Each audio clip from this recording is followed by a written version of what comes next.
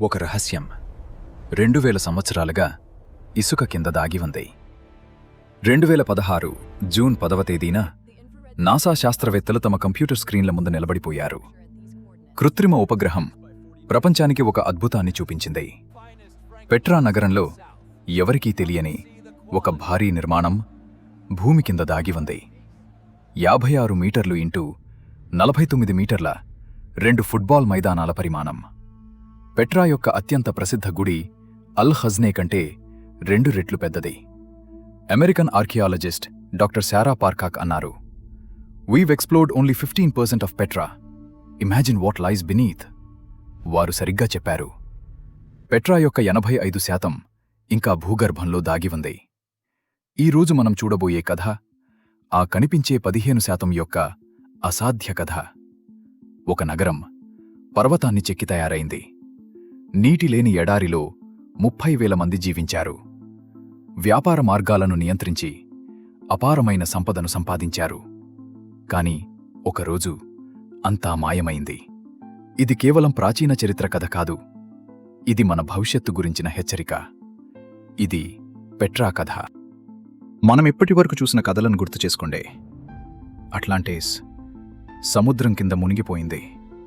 ద్వారక, కృష్ణుని నగరం తరంగాల కింద అదృశ్యమైంది. ఆల్మెక్, మెక్సికోలో రహస్యంగా అదృశ్యమైన నాగరికత. పాంపీ, అగ్నిపర్వతం బూడిదలో పాతిపెట్టబడింది. మాచుపిచ్చు, మేఘాల మధ్య మర్చిపోయారు. అంకోర్ వాట్, అడవుల్లో చిక్కుకుంది.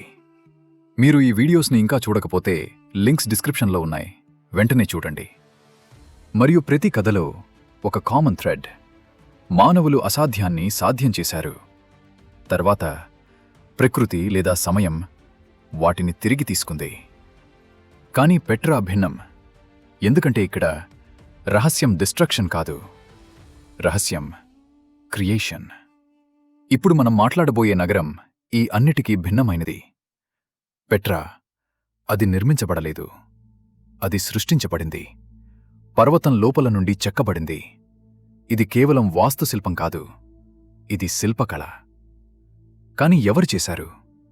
ఎందుకు? మరియు ఎలా ఒక నగరం ఇంత హఠాత్తుగా ప్రపంచ జ్ఞాపకం నుండి మాయమైంది? ఈ ప్రశ్నలకు సమాధానం కోసం మనం వెళ్ళాలి 1812కి. 1812 ఆగస్టు 22. స్విస్ అన్వేషకుడు జోహాన్ లుడ్విగ్ బుర్ఖ్హార్డ్ ఒక ప్రమాదకర ప్రయాణంలో ఉన్నాడు. అతను తన నిజమైన గుర్తింపును దాచిపెట్టాడు. అరబ్ దుస్తులు ధరించాడు. ఇబ్రహీం ఇబ్న్ అబ్దుల్లా అనే పేరుతో తిరుగుతున్నాడు. ఎందుకంటే అతను వెతుకుతున్న నగరం పురాణం. స్థానిక బెడాయిన్ తెగలు రక్షించారు. విదేశీయులను అనుమతించరు. ఒక తప్పు పదం మరణశిక్ష.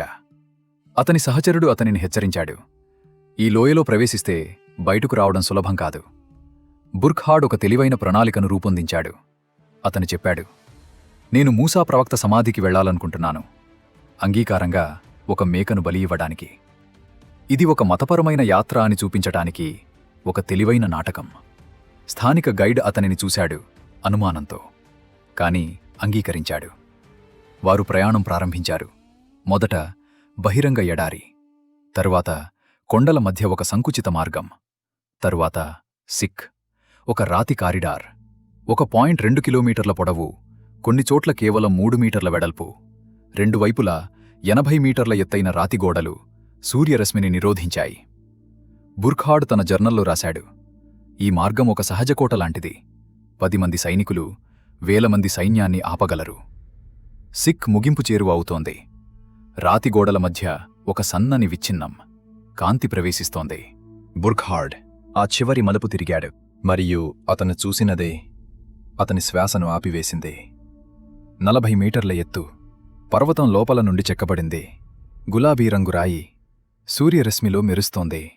ఆ క్షణం సమయం ఆగిపోయినట్లు అనిపించింది. గాలిలో ఇసుక వాసన. బుర్ఖ్హార్డ్ గుండె వేగంగా కొట్టుకుంటుంది. కాని అతని ముఖం ఒక రాయి వలె కదలకుండా. 6 భారీ స్తంభాలు, ఒక్కొక్కటి 12 మీటర్ల ఎత్తు, గ్రీక్, రోమన్, నబాటియన్ వాస్తుశిల్పం యొక్క అద్భుతమైన సంయోజనం. అల్ ఖజ్నే, ట్రెజరీ. బుర్ఖ్హార్డ్ కదలలేకపోయాడు. అతను తన జర్నల్లో రాశాడు, నా జీవితంలో చూసిన అత్యంత అసాధారణ దృశ్యం. మానవ చేతులు ఈ విధంగా రాతిను ప్రేమించగలవని నేను ఎప్పుడూ అనుకోలేదు. కాని అతను తన సంతోషాన్ని చూపించలేకపోయాడు. అతని గైడ్ చూస్తున్నాడు. అతను తన నటనను కొనసాగించాడు. ఒక సాధారణ యాత్రికుడిలా మూసా సమాధి వైపు నడిచాడు. కాని అతని కళ్ళు ప్రతి వివరాన్ని రికార్డ్ చేస్తున్నాయి, ప్రతి శిల్పాన్ని గుర్తుపెట్టుకుంటున్నాయి. ఎందుకంటే అతనికి తెలుసు, అతను ప్రపంచానికి ప్రాచీన ప్రపంచంలోని 7 అద్భుతాలలో ఒకదాన్ని కనుగొన్నాడని. పెట్రా 600 సంవత్సరాల నిశ్శబ్దం తరువాత మళ్లీ కనుగొనబడింది. నబాటియన్ల అసాధ్య కథ. కాని పెట్రా ఎవరు నిర్మించారు? నబాటియన్లు. ఈ పేరు మీకు ఎక్కడా చరిత్ర పుస్తకాల్లో ప్రముఖంగా కనిపించదు. ఎందుకంటే వారు మిగిలిన వారికి భిన్నంగా ఆలోచించారు. ఇతర నాగరికతలు నదుల దగ్గర నగరాలు నిర్మించాయి. నబాటియన్లు ఎడారిని ఎంచుకున్నారు. తార్కికం. ఎవరూ ఎడారిలో యుద్ధం చేయడానికి రారు. ఎవరూ జయించడానికి ప్రయత్నించరు. ఇది సహజ రక్షణ. కాని నీరు లేకుండా ఎడారిలో ఎలా జీవించటం సాధ్యం? ఇక్కడే నబాటియన్ల అసాధ్యత ప్రారంభమవుతుంది. వారు నీటి ఇంజనీర్లుగా మారారు. వారి కాలానికి 1500 సంవత్సరాల ముందు వారు పెట్రా చుట్టూ 200 కిలోమీటర్ల పొడవైన నీటి వ్యవస్థను నిర్మించారు. ఈ వ్యవస్థ ఎలా పనిచేసింది అనేది ఇంకా ఆధునిక ఇంజనీర్లను ఆశ్చర్యపరుస్తుంది. పెట్రాలో వర్షపాతం సంవత్సరానికి కేవలం 15 సెంటీమీటర్లు. ఢిల్లీలో సంవత్సరానికి 80 సెంటీమీటర్లు వస్తుంది. అంటే పెట్రాలో ఢిల్లీ కంటే 5 రెట్లు తక్కువ వర్షం. కాని నబాటియన్లు ప్రతి చుక్క సేకరించారు. వారు పర్వతాలపైన 20 కిలోమీటర్ల దూరంలో నీటి సేకరణ ప్రాంతాలు సృష్టించారు. వర్షం పడితే అది చిన్న కాలువల ద్వారా ప్రధాన ట్యాంకులకు ప్రవహించేది. ఈ కాలువల వాలు 1 సెంటీమీటర్ ప్రతి 10 మీటర్లకు. చాలా నెమ్మదిగా, నీరు బురదతో కలవకుండా, చాలా వేగంగా కాదు, పైపులు దెబ్బతినకుండా. 2000 సంవత్సరాల క్రితం గ్రావిటీ మరియు హైడ్రాలిక్స్ యొక్క ఖచ్చితమైన లెక్కలు. నీరు పెట్రాలో 4 రకాల ట్యాంకుల్లో నిల్వ చేయబడింది. చిన్న కుటుంబ తొట్టెలు, పెద్ద సామాజిక నిల్వలు, విత్తనాలు నిల్వ చేయడానికి ప్రత్యేక ట్యాంకులు, అత్యవసర పరిస్థితుల కోసం భూగర్భ నిల్వలు. మొత్తం సామర్థ్యం 15 లక్షల లీటర్లు. ఇది 30,000 మంది కనీసం 6 నెలలు జీవించడానికి సరిపోతుంది, ఒక్క చుక్క వర్షం లేకుండా. 2016లో American society of civil engineers Petra నీటి వ్యవస్థను చారిత్రక హైడ్రాలిక్ మైలురాయిగా గుర్తించింది. ఈ గుర్తింపు చాలా అరుదు. చరిత్రలో కేవలం 7 నీటి వ్యవస్థలకు మాత్రమే ఇవ్వబడింది. రోమన్ అక్వెడక్ట్స్, ఈజిప్షియన్ కనాట్ సిస్టమ్ మరియు ఇప్పుడు పెట్రా. అంటే నబాటియన్లు కేవలం సర్వైవల్ చేయలేదు, వారు ఒక శాస్త్రాన్ని సృష్టించారు. కాని నీరు మాత్రమే వారి విజయం కాదు. నబాటియన్ల నిజమైన శక్తి వ్యాపారం. వారు అన్ని వ్యాపార మార్గాలు అరేబియా నుండి ఐరోపాకు వారి నియంత్రణలో ఉంచారు. అందులో ముఖ్యమైనది ధూపం వాణిజ్యం. ప్రాచీన ప్రపంచంలో ధూపం బంగారం కంటే విలువైనది. ఎందుకంటే ఇది కేవలం పరిమళం కాదు, ఇది మతపరమైన అవసరం. ప్రతి దేవాలయంలో ప్రతిరోజు ధూపం కాల్చబడుతుంది. రోమ్, యెరూషలేం, ఎథెన్స్, అలెగ్జాండ్రియా, ప్రతి పట్టణంలో డిమాండ్. ధూపం ఎక్కడ నుండి వస్తుంది? దక్షిణ అరేబియా, యెమెన్ మరియు ఓమన్, బోస్వెల్లియా మరియు కామిఫోరా చెట్ల నుండి. కాని ఈ ప్రాంతం నుండి రోమ్ వరకు 2500 కిలోమీటర్ల ప్రయాణం. మరియు ఈ మార్గంలో ప్రతి అడుగు నబాటియన్ల భూభాగం గుండా వెడుతుంది. వారు నిబంధనలు నిర్ణయించారు. ప్రతి కారవాన్ 25% పన్ను చెల్లించాలి. ఒక సగటు కారవాన్ 500 ఒంటెలు 2 టన్నుల ధూపం తీసుకుపోతుంది. మార్కెట్ విలువ 10,000 బంగారు నాణేలు. పన్ను 2,500 బంగారు నాణేలు. ప్రతి వారం 10 నుండి 15 కారవాన్లు పెట్రా గుండా వెళ్లేవి. ఈ ఆర్థిక శక్తి నబాటియన్లను అత్యంత సంపన్న నాగరికతలలో ఒకటిగా మార్చింది. మరియు ఈ సంపదను వారు రాతిలో చెక్కారు. అసాధ్యమైన శిల్పకళ. ఇప్పుడు మనం వస్తున్నాం పెట్రా యొక్క అత్యంత అసాధ్యమైన ప్రశ్నకు. ఎలా ఒక నాగరికత 800 కంటే ఎక్కువ నిర్మాణాలను పర్వతం లోపల నుండి చెక్కింది? ఈ ప్రతిమను నిర్మించబడలేదు. వీటిని పర్వతం నుండి తీసివేయబడింది. ఆధునిక ఆర్కియాలజిస్టులు 100 సంవత్సరాలుగా ఈ ప్రక్రియను అర్థం చేసుకోవడానికి ప్రయత్నిస్తున్నారు. 2003లో జర్మన్ ఆర్కియాలజీ టీం పాక్షికంగా పూర్తి చేసిన నిర్మాణాలను కనుగొంది. అక్కడ వారు 3 దశల ప్రక్రియను గుర్తించారు. మొదటి దశ టాప్ డౌన్ కార్వింగ్, గాలి నుండి రూపకల్పన. పెట్రాలో నిర్మాణం కింద నుండి ప్రారంభం కాదు, పైన నుండి. ఎందుకంటే ఇది నిర్మాణం కాదు, ఇది తొలగింపు. శిల్పకారులు మొదట పర్వతంపైకి ఎక్కారు. రాతిముఖం పైనుండి క్రింద చెక్కడం ప్రారంభించారు. వారు చిన్న రంధ్రాలు చేశారు, చెక్క దూలాలు చొప్పించారు, తాడులు కట్టారు. ఈ తాడుల మీద వేలాడుతూ 40 మీటర్ల ఎత్తులో గాలిలో వారు చెక్కారు. ఒక తప్పు, మరణం. వారు లోహ చిసెల్స్ మరియు చెక్క సుత్తులు ఉపయోగించారు. రాతిపై చిసెల్లుంచారు, సుత్తితో కొట్టారు. చిన్న ముక్కలు పడిపోయేవి. ఈ ప్రక్రియ పేరు పాయింట్ వర్క్. 1 చదరపు మీటర్ 400 గంటల పని. ఒక్కో గంటకు కేవలం 2.5 చదరపు సెంటీమీటర్లు. అల్ హజ్నే ముఖభాగం 1600 చదరపు మీటర్లు, అంటే 6,40,000 గంటల పని. 100 శిల్పకారులు, రోజుకు 10 గంటలు, 17 సంవత్సరాలు. మరియు ఇది కేవలం వెలుపలి ముఖం మాత్రమే. రెండవ దశ హోలోయింగ్, గుహను తయారు చేయడం. వెలుపలి ముఖం పూర్తి అయ్యాక లోపల తవ్వడం ప్రారంభం. ఇది మరింత ప్రమాదకరమైనది, ఎందుకంటే రాతిలో సహజ పగుళ్ళు ఉన్నాయి. ఒక్క పగుళ్ల తప్పు మొత్తం సీలింగ్ కూలిపోవచ్చు. శిల్పకారులు మొదట రాతిని పరీక్షించారు. చెక్క సుత్తితో కొట్టారు. ధ్వని వింటారు. మృదువైన ధ్వని, బలహీన రాయి. స్పష్టమైన ధ్వని, బలమైన రాయి. వారు కేవలం బలమైన భాగాలను ఉంచారు, బలహీన భాగాలను తొలగించారు. అల్హజ్నీ లోపల 3 గదులు ఉన్నాయి. ప్రధాన గది 12 మీటర్ల ఇంటూ 12 మీటర్లు. సీలింగ్ ఎత్తు 15 మీటర్లు. మొత్తం స్థలం 2160 క్యూబిక్ మీటర్లు రాయి. ఈ రాయి ఎక్కడికి వెళ్ళింది? వారు దానిని బయటకు తీసుకురావాలి. బుట్టల్లో. శిల్పకారులు చిన్న ముక్కలుగా విచ్చి బుట్టల్లో నింపి బయటకు తీసుకువచ్చేవారు. ఒక బుట్ట 20 కిలోలు. ఒక శిల్పకారుడు రోజుకు 50 బుట్టలు. 100 శిల్పకారులు రోజుకు 5 టన్నులు. అల్ ఖజ్నీ లోపల నుండి సుమారు 5,500 టన్నుల రాయి తొలగించబడింది. అంటే 3 సంవత్సరాల శ్రమ కేవలం రాయి తొలగించడానికి. మూడవ దశ డెకరేషన్, కళను సృష్టించడం. చివరి దశ అత్యంత ప్రతిభావంతమైన శిల్పకారుల పని. వారు సున్నితమైన చిసెల్స్ ఉపయోగించారు.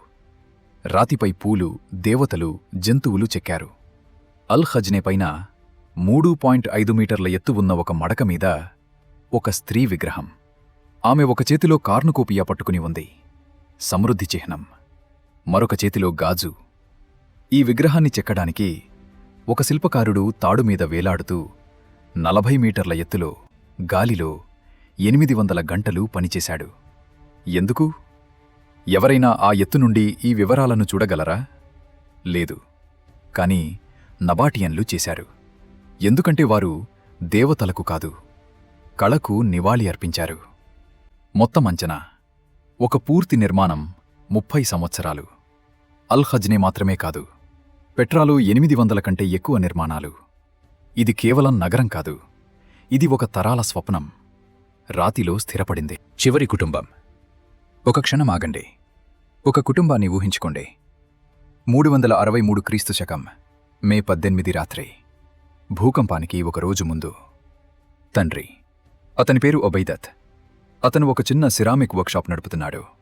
రోమన్ పాలనలో వ్యాపారం మందగించింది. కాని అతను ఇంకా తన తాత ద్వారా నేర్చిన నమూనాలను చెక్కుతున్నాడు. నబాటియన్ పూల డిజైన్లు, మరెవరూ గుర్తుపెట్టుకోని డిజైన్లు. తల్లి, ఆమె పేరు షాకిలత్. ఆమె రోజంతా నీటి ట్యాంక్ దగ్గర గడిపింది. ఎండిపోతున్న ట్యాంక్. నీటి స్థాయి ప్రతి వారం తగ్గుతోంది. లీక్లను రిపేర్ చేయడానికి డబ్బు లేదు. రోమన్ అధికారులకు పట్టించుకోవడం లేదు. కుమార్తె, ఆమె పేరు హనియా. ఆమెకు 9 సంవత్సరాలు. ఆమె తన తాత చెప్పిన కథలు విన్నది. పెట్రా స్వర్ణయుగం గురించి. వీధుల్లో బంగారం, భాషల సింఫోనీ, ప్రపంచం మన తలుపు వద్ద. కాని ఆమె చూస్తున్న పెట్రా ఖాళీ. ఆమె స్నేహితుల కుటుంబాలు వెళ్ళిపోయాయి. ఇతర నగరాలకు. కారవాన్లు ఇక రాలేదు. మార్కెట్లు మూసివేయబడ్డాయి. మే 18 రాత్రి షాకిలత్ హనియాను పడుకోబెట్టింది. ఆమె ఒక లూరి పాడింది. తనకు తన తల్లి నేర్పించినది, నబాటియన్ భాషలో. ఆ భాష ఇప్పుడు మరణిస్తోంది. నిద్రపో నా చిన్నారి, ఎడారి నక్షత్రాల కింద నీటి దేవతలు నిన్ను కాపాడతారు, తెల్లవారుజాము కాంతి వరకు. హనియా అడిగింది, అమ్మా, మనం ఎప్పుడైనా పెట్రా విడిచిపెడతామా? షాకిలత్ ఆగిపోయింది. ఆమె కిటికీ బయటకు చూసిందే. చంద్రుడు వెలిగించిన అల్ హజ్నే, రాతిలో స్థిరపడిన వారి పూర్వీకుల కల. లేదు తల్లి, మనం ఎప్పటికీ ఇక్కడే ఉంటాము. ఈ రాయి మన రక్తం, ఈ ఎడారి మన ఇల్లు. 12 గంటల తరువాత భూమి మార్చబడిందే. మనకు తెలియదు ఒబైదత్ కుటుంబం మనుగడలో ఉందా. మనకు రికార్డులు లేవు. కాని మనకు తెలుసు, వేల కుటుంబాలు అదే రాత్రి అదే ప్రమాణం చేశాయి. మేము ఎప్పటికీ పెట్రా విడిచిపెట్టము. కాని చరిత్ర ప్రమాణాలను పట్టించుకోదు.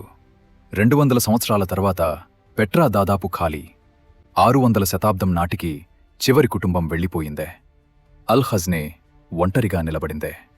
1200 సంవత్సరాల నిశ్శబ్దం ప్రారంభమైందే.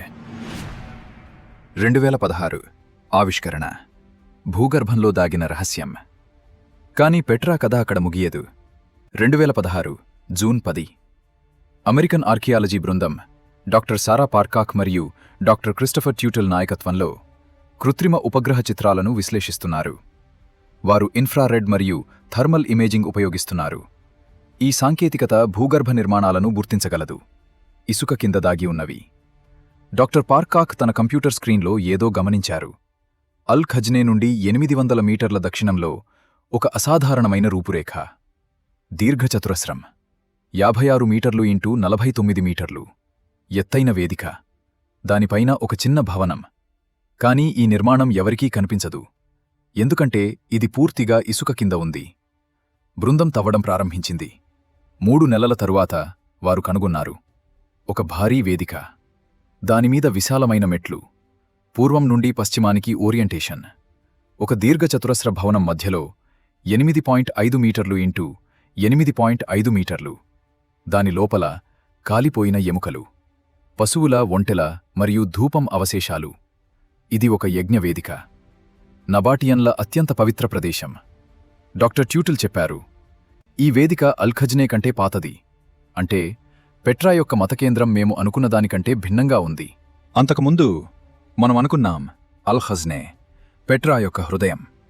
కాని ఇప్పుడు మనం తెలుసుకున్నాము, ఇంకా పెద్ద పాత నిర్మాణం అక్కడ ఉంది, దాగి ఉంది.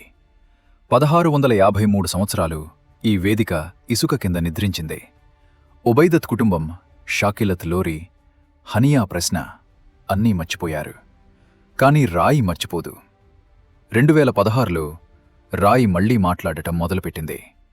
డాక్టర్ పార్కాక్ భయంకరమైన వాస్తవాన్ని గుర్తుచేస్తారు. పెట్రా యొక్క 85% ఇంకా భూగర్భంలో ఉంది. మేము కేవలం 15% మాత్రమే అన్వేషించాము. అంటే రాబోయే 50 సంవత్సరాలలో ఇంకా ఎన్ని ఆవిష్కరణలు జరుగుతాయి? ఒక రహస్య లైబ్రరీ నబాటియన్ స్క్రిప్ట్లతో, ఒక రాజు శ్మశానం అస్పృశ్యమైనది, లేదా ఒక నీటి ట్యాంక్ నెట్వర్క్ ఇంకా ఎవరికీ తెలియని. పెట్రా ఇంకా తన రహస్యాలను మనతో పంచుకోలేదు. ఆధునిక హెచ్చరిక, మనం నేర్చుకోవాల్సింది. కాని పెట్రా కథ కేవలం గతం గురించి కాదు, ఇది మన భవిష్యత్తు గురించి. నబాటియన్లు నీటి సమస్యను పరిష్కరించారు. వారు ఎడారిలో 30,000 మంది కోసం నీటి వ్యవస్థను నిర్మించారు. కాని వారు ఒక తప్పు చేశారు. వారు ఒక్క వనరుపై ఆధారపడ్డారు, ధూపం వ్యాపారం. ఆ వ్యాపారం ఆగిపోయినప్పుడు నగరానికి మనుగడలేదు. ఇది మనకు చాలా దూరంలో ఉన్న సమస్యలా అనిపించవచ్చు, కాని ఇది కాదు. కాని ఇది భవిష్యత్తు సమస్య మాత్రమే కాదు, ఇది ఇప్పటికే జరుగుతోంది.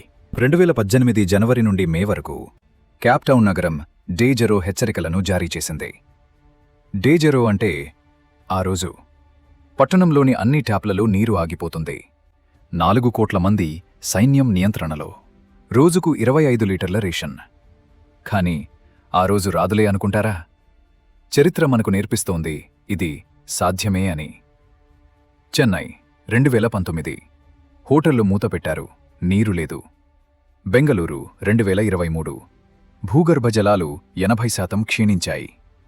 పెట్రా 363 క్రీస్తు శకంలో నీటి వ్యవస్థ కోల్పోయింది.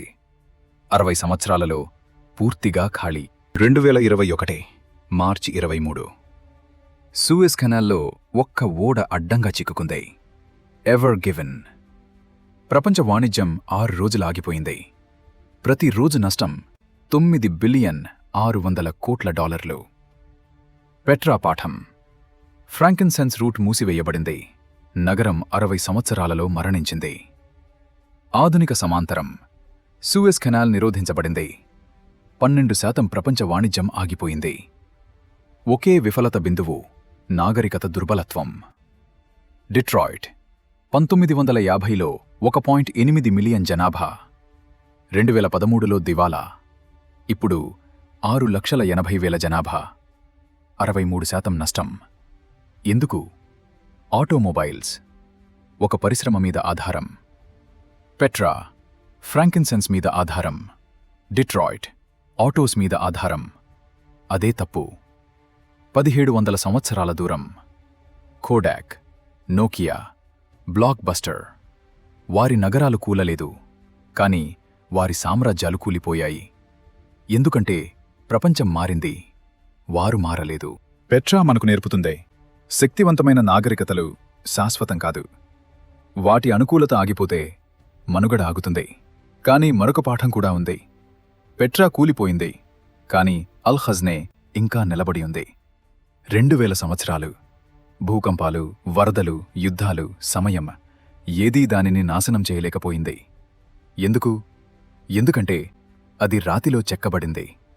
నిర్మించబడలేదు, చెక్కబడింది. పర్వతం నుండి తీసివేయబడింది. నబాటియన్లు మనకు చూపారు, నీరు భద్రపరచడం సాధ్యం, ఎడారిలో జీవించడం సాధ్యం, మారడం సాధ్యం. కాని వారు మనకు హెచ్చరిస్తున్నారు, ఒక్క వనరుపై ఆధారపడకండి. ప్రపంచం మారినప్పుడు మనం కూడా మారాలి, లేదా చరిత్ర మనల్ని ఇసుక కింద పాతిపెడుతుంది. పెట్రా యొక్క చివరి పాఠం. అన్ని సామ్రాజ్యాలు తాత్కాలికం, కాని అవి వదిలిపెట్టే పాఠాలు శాశ్వతం. కాని నిజమేమిటంటే పెట్రా ఇంకా తన అత్యంత పెద్ద రహస్యం బహిర్గతం చేయలేదు. మీకు తెలుసా? అల్ ఖజ్నే లోపల ప్రధాన గదిలో వెనుక గోడపై ఒక మూసి ఉన్న ద్వారం ఉంది. ఆర్కియాలజిస్టులు దానిని 1920లో గుర్తించారు, కాని దానిని ఎప్పుడూ తెరవలేదు. ఎందుకు? ఎందుకంటే థర్మల్ స్కాన్లు చూపిస్తాయి, ఆ ద్వారం వెనుక ఒక పెద్ద ఖాళీ చోటు. కాని దానిని తెరిస్తే మొత్తం నిర్మాణం యొక్క నిర్మాణ స్థిరత్వానికి ప్రమాదం ఉండవచ్చు. కాబట్టి ఈ రహస్యం 100 సంవత్సరాలుగా దాగి ఉంది. కాని 2024లో జార్డాన్ ప్రభుత్వం కొత్త సాంకేతికతతో అన్వేషణకు ఆమోదించింది. రోబోటిక్ కెమెరాలు, నాన్ ఇన్వేసివ్ స్కానింగ్. లక్ష్యం ఆ ద్వారం వెనుక ఏముందో కనుగొనడం, నిర్మాణాన్ని దెబ్బతీయకుండా. డాక్టర్ పార్కాక్ చెప్పారు, మా అంచనా ప్రకారం అది ఒక రాజు శ్మశానం కావచ్చు, లేదా ఒక ట్రెజరీ ఛాంబర్. నబాటియన్ శాస్త్రజ్ఞానాలతో. ఈ అన్వేషణ ఎప్పుడు జరుగుతుంది? 2026, వచ్చే సంవత్సరం. ఇప్పటి వరకు ఈ ద్వారం వెనుక ఎవరూ చూడలేదు. ఇది 2000 సంవత్సరాలుగా మూసి ఉంది. మీరు ఈ కథ అనుసరించాలనుకుంటున్నారా? మీరు తెలుసుకోవాలనుకుంటున్నారా ఆ ద్వారం వెనుక ఏముందో? ఈ ఛానల్ను సబ్స్క్రైబ్ చేయండి, బెల్ ఐకాన్ నొక్కండి. ఎందుకంటే ఆ ద్వారం తెరిచినప్పుడు మేము ఒక స్పెషల్ ఎపిసోడ్ తీస్తాము. మరియు నమ్మండి, ఈ ఆవిష్కరణ ప్రపంచ చరిత్రను మార్చగలదు. మీ అభిప్రాయమేమిటి? సీల్డ్ డోర్ వెనుక ఏముంటుందని మీరనుకుంటున్నారు? ఏ. నబాటియన్ రాజనిధి. బి. ప్రాచీన స్క్రాల్స్ లైబ్రరీ. సి. రాజకుటుంబ శ్మశానం. డి. ఖాళీ, శతాబ్దాల క్రితం దోచుకున్నారు. కామెంట్ సెక్షన్లో ఏ, బి, సి లేదా డి రాయండి.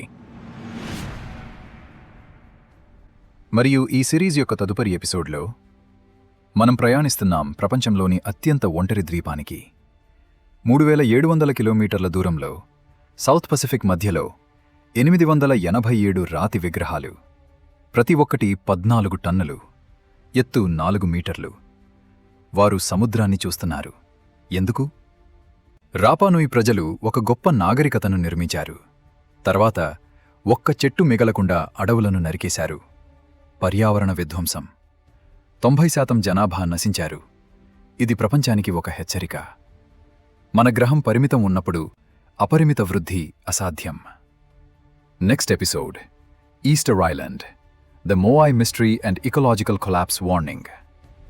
పెట్రా పర్వతాన్ని చెక్కి తయారైన నగరం, ఎడారిలో నీటి చమత్కారం, వ్యాపారంలో శక్తి, కాని చివరికి అనుకూలత లేకపోవటంలో పతనం. ఇది కోల్పోయిన నాగరికతల కథ. ఈ ఎపిసోడ్ చూసినందుకు ధన్యవాదాలు. చరిత్ర మర్చిపోవచ్చు, కాని పాఠాలు మనుగడలో ఉంటాయి. అప్పటి వరకు అన్వేషించడం కొనసాగించండి, నేర్చుకోవడం కొనసాగించండి, ఆశ్చర్యపడడం కొనసాగించండి. నమస్తే.